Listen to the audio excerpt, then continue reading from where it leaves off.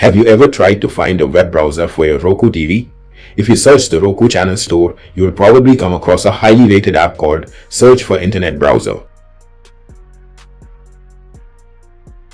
But before you download it, you need to watch this video because I'm going to save you both time and money today. Let's open this app and see what actually happens.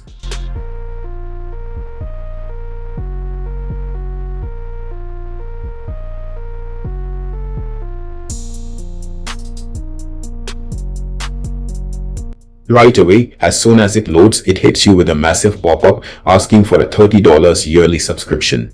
Now, most people think they are forced to pay, but if you look very closely at the bottom of the screen, they hit a tiny maybe later button just to trick you. So let's bypass their little trap and try to use it.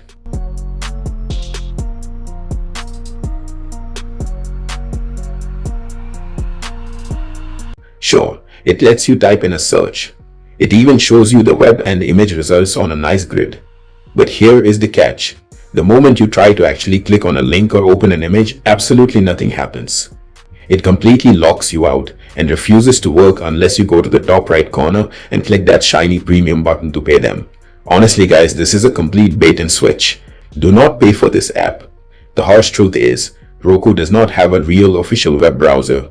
It is a closed operating system built strictly for streaming video apps. But don't worry, I have a completely free and safe way you can actually browse the internet on your TV right now. The best method is screen mirroring. You don't need any special apps for this. Just pull out your iPhone or Android, cast your screen directly to your Roku TV, and open Chrome or Safari on your phone.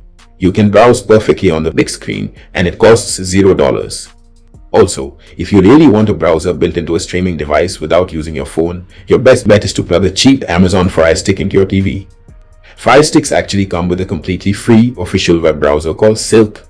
Have you guys ever been tricked by one of these fake Roku apps?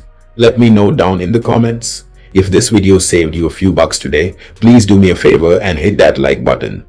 Make sure to subscribe to USA Streaming Guide for more honest cord-cutting tips, and I'll see you in the next one.